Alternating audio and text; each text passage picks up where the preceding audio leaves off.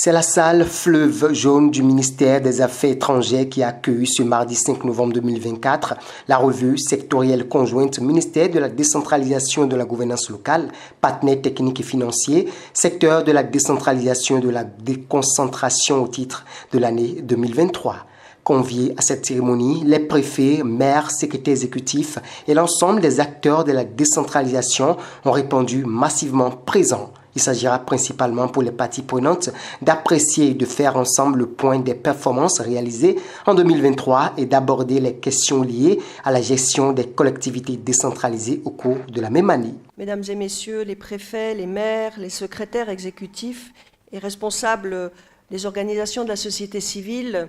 je voudrais saluer votre présence et le rôle très important joué par vos interventions au niveau de vos territoires respectifs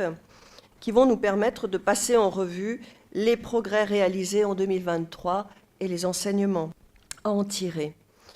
L'atelier de ce jour permettra aux participants et aux participantes de prendre connaissance et d'apprécier ensemble les performances enregistrées en 2023 en matière de gouvernance et de mobilisation de ressources, et surtout des changements opérés dans les conditions de vie des populations locales béninoises. Nous saluons la volonté politique du gouvernement béninois dans le suivi de cette réforme, avec la mise à disposition des transferts financiers pour contribuer à la prise en charge des responsables communaux et les outils de mesure de l'efficacité de leurs actions à travers les contrats d'objectifs. Nous saluons également les progrès enregistrés qui sont des évolutions positives, par exemple dans le cadre de la mobilisation de ressources propres. Monsieur le ministre, Mesdames et Messieurs, les partenaires réaffirment ici leur engagement et leur disponibilité dans l'accompagnement technique et financier des actions du gouvernement afin de contribuer également à réduire les inégalités, les défis au niveau des communes, et ainsi participer au renforcement de la cohésion sociale. Présent pour coordonner et superviser les travaux de cette revue sectorielle conjointe, le ministre de la décentralisation précise que cette rencontre est une étape cruciale dans la démarche d'amélioration continue de la gouvernance locale. Mais avant, il rappelle ici les objectifs poursuivis. Mesdames et messieurs,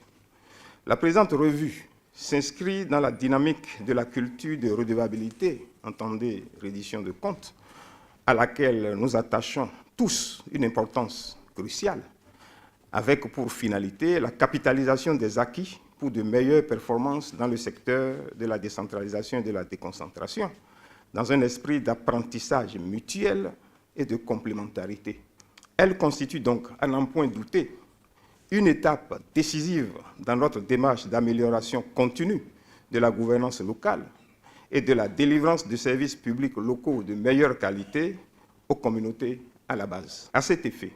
elle offre l'opportunité d'une mobilisation de toutes les parties prenantes du secteur autour d'une même table pour, de façon participative et dans un esprit de concertation, analyser la pertinence des actions menées, évaluer leurs avancées, apprécier les effets des différentes interventions, tout comme les défis rencontrés et explorer de nouvelles pistes susceptibles de nous permettre de renforcer et d'enraciner les valeurs fondamentales de notre système de décentralisation, capable de fournir des services appropriés de proximité à tous. Mesdames et messieurs, je voudrais vivement nous convier individuellement et collectivement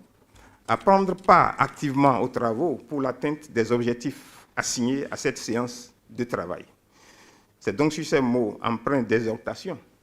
et de sens de responsabilité que je déclare officiellement ouvert ce jour, mardi 5 novembre 2024, la revue sectorielle conjointe ministère de la décentralisation de la gouvernance locale